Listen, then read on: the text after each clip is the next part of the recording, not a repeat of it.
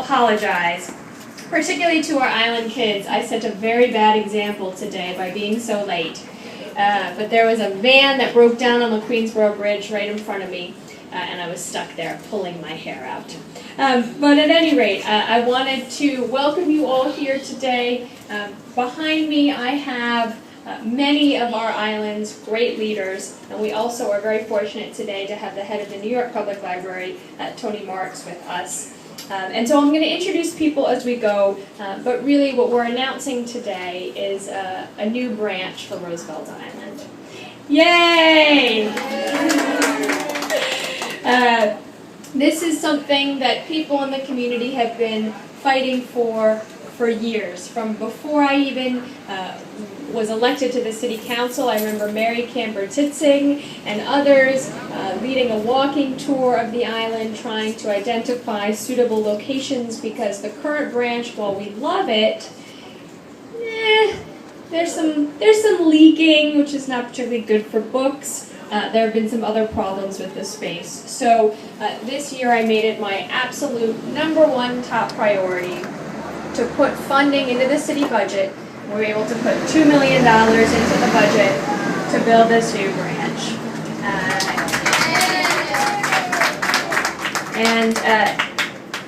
It has been a very long journey and a partnership from day one.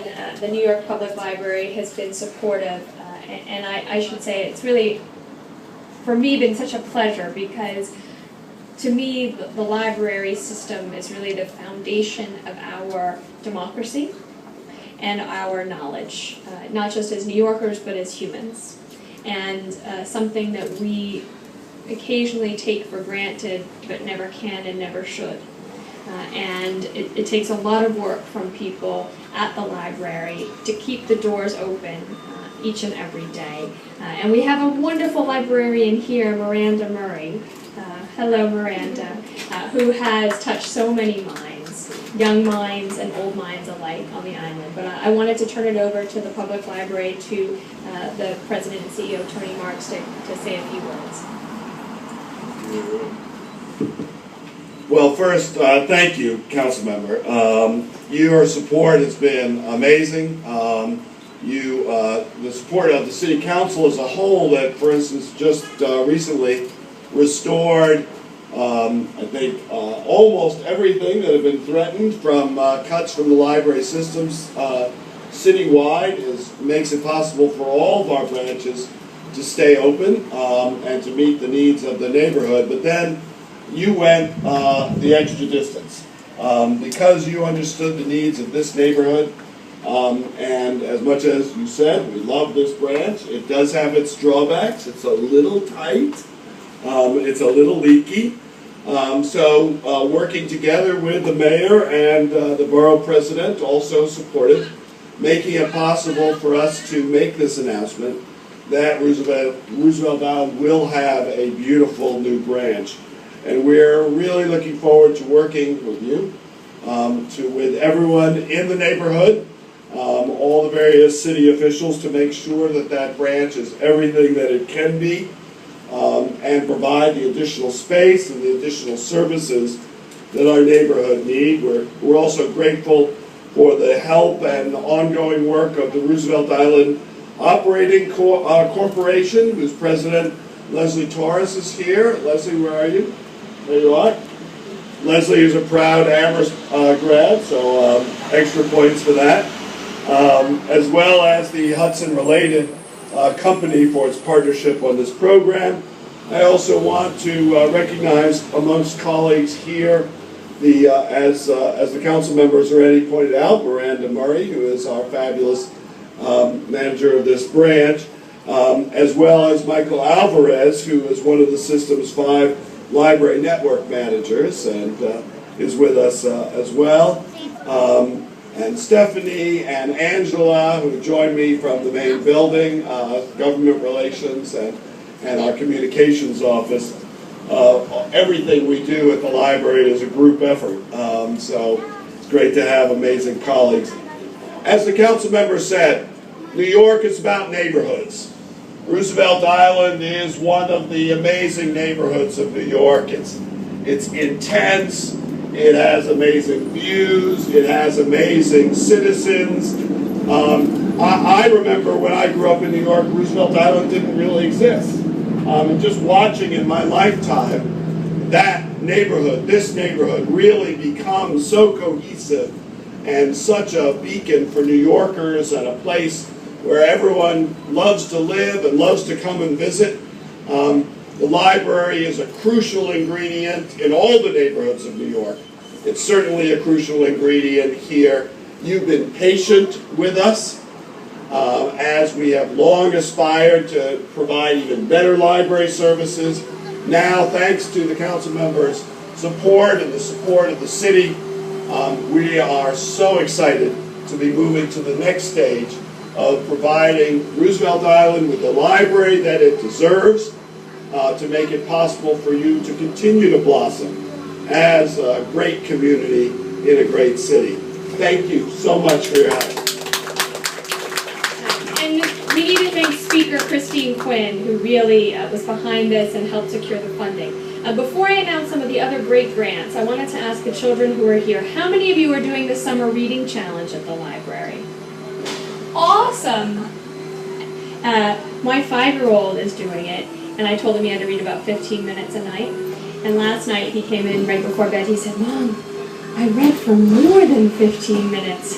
Does that mean I read too much?" I said, "No, you get a star on the calendar. You can read more, just not less."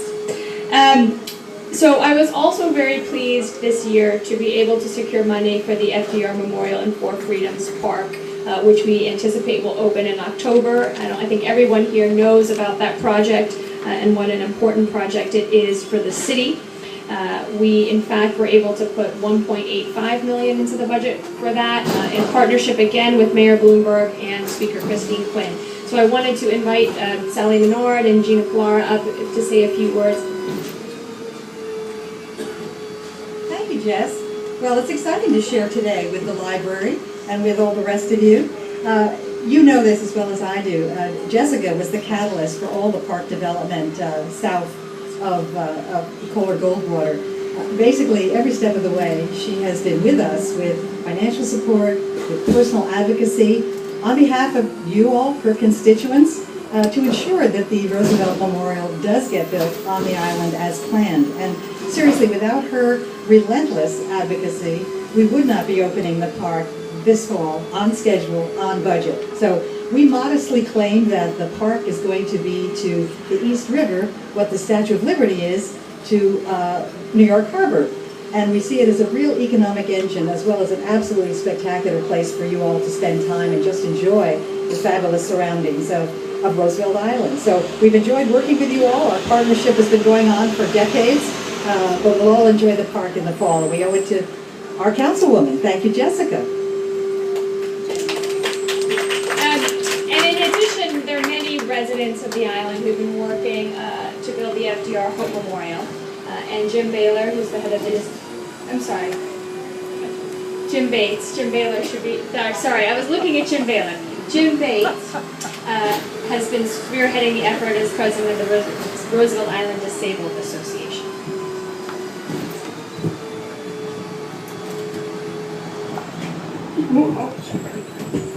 2 weeks ago, I got a phone call from Jessica saying, "Jim, we have secured $150,000 for your memorial."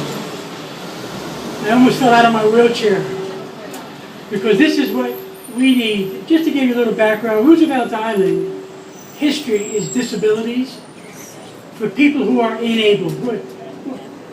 We are an enabled people, not a disabled people.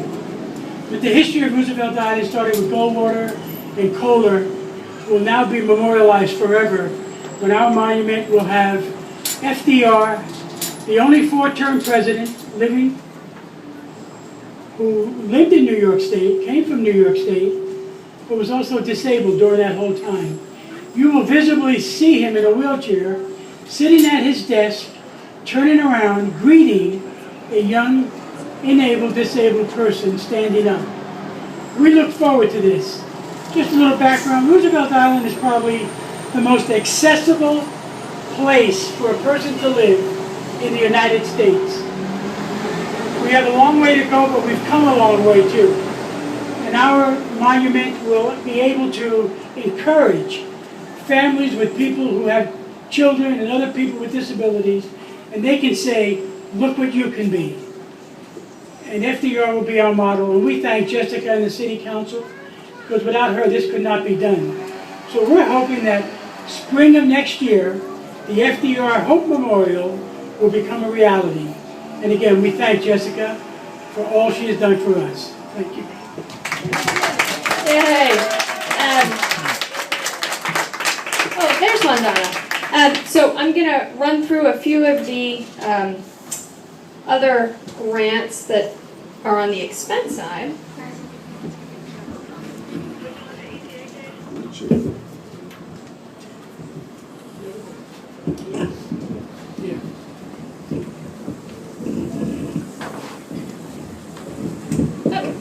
Well, let's see. Very fancy clip technology.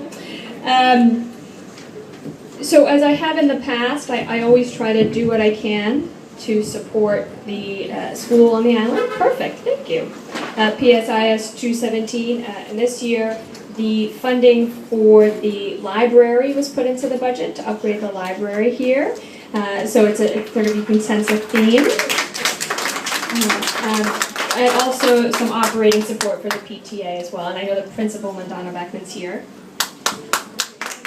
Hello. We do want to thank Jessica for everything she's done with the school. She's been one of the greatest supporters in terms of helping us open up our Gifted and Talented program. When we had to fight that fight, she's made sure that we've had secure funding for technology in our building, as well as Jessica makes it a priority to come every year to our middle school graduation, and she's a speaker there. So our school is very thankful for everything that she's given us, and we look forward to the continued support. Thank you. And then Judy Birdie, I wanted to also invite, many of you know, runs the Historical Society here, which is another group that secured some funding in the budget. Thank you so much, Jessica. It's a pleasure, again, to acknowledge this because the RIHS, the Visitor Center, already has welcomed 7,767 people this year. That was as of June. And thousands of people come and visit us. We run our programs, we do our displays, run tours, educate people, assist authors, assist writers, playwrights, sculptors, anyone that needs information on the island history.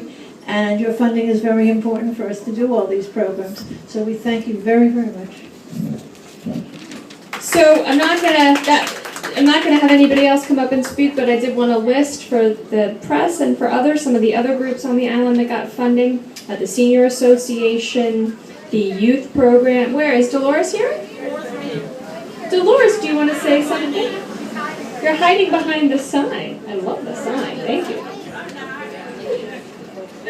Dolores from the Senior Association, the Roosevelt Island Youth Program, the Roosevelt Island Junior Tennis League, the Child School, and Island Kids.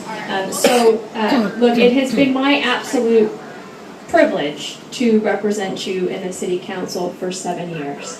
And this is a fabulous, diverse, and vibrant community and very special part of my district. And I view it as part of my job to make sure that we are directing your tax dollars back into your community, into programs and places that I know will make it a better place for you to live today and a better place for you and our city for tomorrow. So it's fun. We don't get a lot of fun days like this to announce new library branches. And I want to thank you all for keeping the faith and for working so determinedly for so long to make this happen. And thanks again to the library.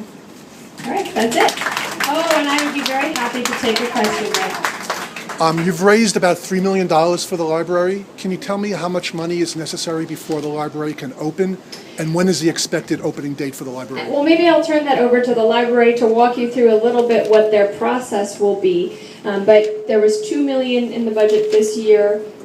There was $1 million in the past. The borough president put some money in.